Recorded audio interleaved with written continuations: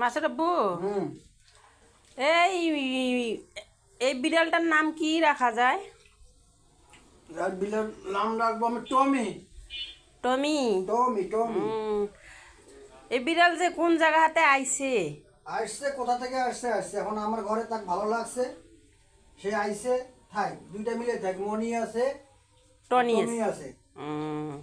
হ্যাঁ মনি আসো আসো। কি নাম রাখলা? টনি? টনি টনি আমার টনি। আর এটা আমার আগের মনি। এটা আমাদের আগের মনি। ও খাও তোমার দিতেছি। বিড়াল মনে পালিত যেরকম মিশতে আছে আমাদের সাথে হইতে পারে। খাও এইরকম বিড়াল তো মনে করেন পশু পাখিরে খাওয়াইলে কমে না। না, আল্লাহ দেয়। আল্লাহ দেয়। হ্যাঁ, ঠিক আছে তুমি খাবা। দেবো দেবো। বিড়াল পালা ভালো। এখন এরে খাওয়াইছি, এখন এরে খাওয়াবো। দুজনে একটু আর কি মারামারি করে, মারামারি করে।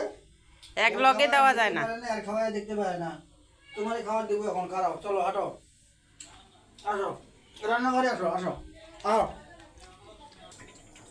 দাও। এই নাও মনির এইটা খাবার দাও।